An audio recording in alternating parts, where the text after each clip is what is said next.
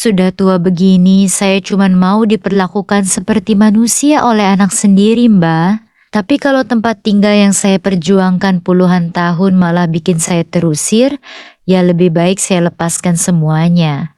Itulah kalimat terakhir Pak Hendra sebelum akhirnya mengambil keputusan paling nekat dalam hidupnya. Bagaimana rasanya ketika rumah yang Anda cicil berdarah-darah selama 20 tahun justru menjadi alasan anak kandung Anda sendiri mengusir Anda demi yang namanya privasi rumah tangga?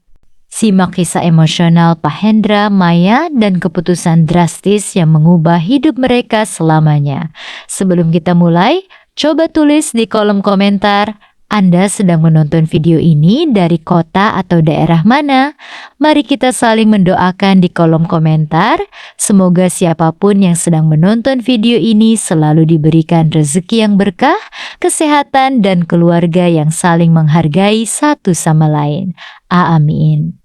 Pak Hendra, alam tahun adalah seorang pensiunan PNS yang menghabiskan separuh hidupnya untuk memastikan Maya, Duma juga tahun, putri tunggalnya hidup berkecukupan.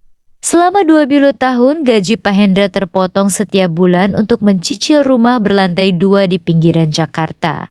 Setelah ibunya meninggal, Maya menjadi pusat dunia Pak Hendra. Namun segalanya berubah ketika Maya menikah dengan Randy. Di awal pernikahan, Pak Hendra menyambut Randy dengan tangan terbuka untuk tinggal bersama. Tapi pelan-pelan, suasana rumah berubah dingin.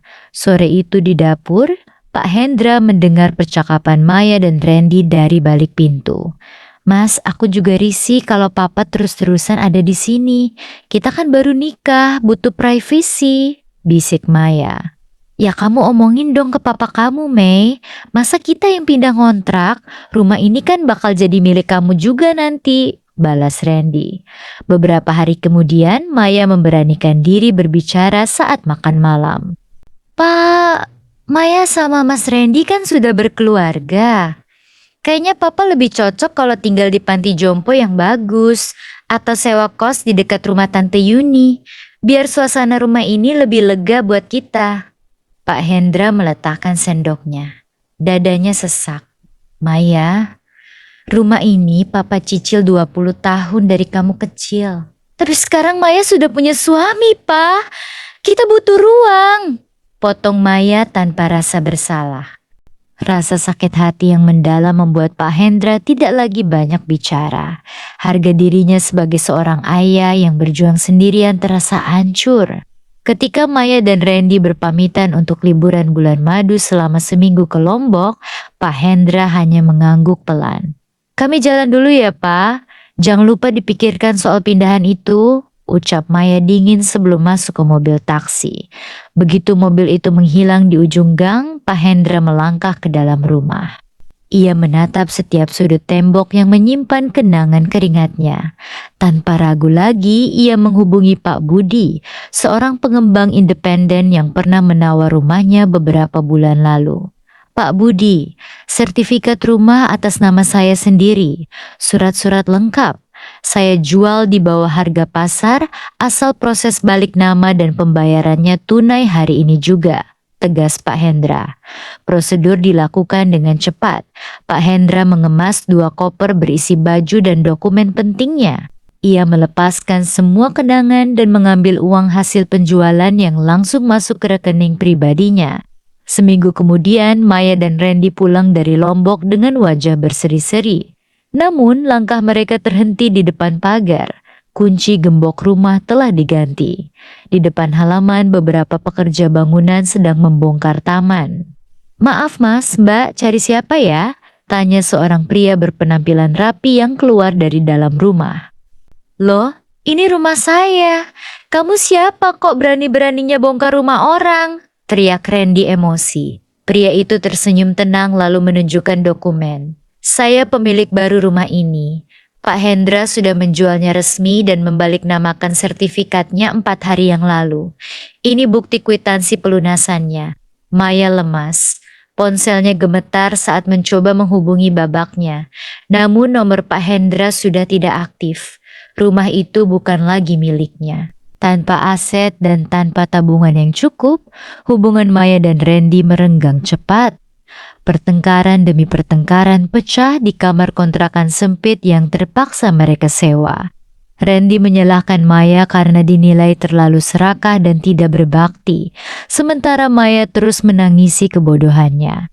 Ratusan kilometer jauhnya dari hiruk-pikuk dan kenangan pahit di Jakarta, suasana tenang dan asri menyelimuti sudut kota Solo. Di tepi jalan kecil yang teduh oleh pepohonan rindang, berdiri sebuah bangunan kayu sederhana dengan papan nama bercat rapi, Warung Masakan Rumah Pak Hendra. Sejak pukul 5 pagi, aroma harum tumisan rempah, sayur lodeh yang gurih dan ayam goreng bumbu kuning sudah membumbung tinggi dari dapur. Pak Hendra dengan celemek kain yang terikat rapi di pinggangnya bergerak lincah menatap piring-piring saji di meja etalase. Wajahnya yang dulu kusam dan dipenuhi beban pikiran, kini tampak jauh lebih segar, tenang dan dipenuhi kedamaian yang tak pernah ia rasakan sebelumnya. Dengan sisa uang hasil penjualan rumah di Jakarta setelah dipotong tabungan masa tua, Pak Hendra membeli sebuah rumah limasan kecil di Solo yang langsung ia sulap bagian depannya menjadi warung makan. Ia tak menyewa koki atau pegawai mahal. Semua masakan ia olah sendiri dengan resep-resep warisan almarhumah istrinya, resep yang dulu amat disukai Maya sewaktu kecil. Sekitar pukul 11 siang, warung mulai dipadati pengunjung, mulai dari mahasiswa kampus sekitar, pekerja kantoran, hingga tukang becak yang mencari makan siang yang terjangkau namun mengenyangkan. Pak Hendra menyambut setiap orang yang datang dengan senyuman tulus. "Sore Pak Hendra, masih ada lodeh tewalnya?" sapa Mas Dimas, seorang mahasiswa langganannya yang hampir setiap hari datang. "Masih dong Mas, ini baru hangat-hangatnya. Mau pakai telur dadar atau ayam goreng?" sahut Pak Hendra ramah. Jemarinya lincah meracik porsi nasi hangat di atas piring. "Pakai telur dadar aja Pak, sama tempe garitnya 2 ya." "Wah, jujur ya Pak, masakan Pak Hendra ini rasanya bener-bener kayak masakan ibu saya di kampung. Selalu bikin kangen rumah," ujar Dimas sambil menerima piringnya dengan kedua tangan. Pak Hendra tersenyum tipis. Dadanya mendadak hangat. "Alhamdulillah kalau cocok Mas. Dimakan yang banyak biar semangat kuliahnya." Di tempat ini, Pak Hendra tidak lagi merasa seperti seorang tua yang dianggap beban atau diabaikan. Warga sekitar dan para langganannya memperlakukannya dengan rasa hormat yang tulus. Mereka kerap menyapanya, mengajak ngobrol ringan tentang cuaca, hingga sekadar bertukar senyum saat melintas di depan warung. Kehangatan interaksi sederhana inilah yang perlahan menyembuhkan luka batinnya akibat ulah anak kandungnya sendiri. Ketika sore mulai beranjak malam dan warung perlahan sepi, Pak Hendra duduk di kursi kayu depan warungnya sambil menikmati secangkir teh Nasgitel. Panas, legit, dan kental. Ia memandangi lalu lintas jalanan Solo yang lengang. Ponsel lamanya yang kini menggunakan nomor baru terletak di atas meja. Tak ada lagi panggilan masuk atau pesan menuntut dari Maya maupun Randy. Kadang rasa rindu sebagai seorang ayah tetap menyelinap kecil di hatinya. Namun Pak Hendra sadar ada batasan tegas yang harus ia jaga demi harga dirinya. Ia tidak menaruh dendam atau mendoakan yang buruk untuk anak tunggalnya.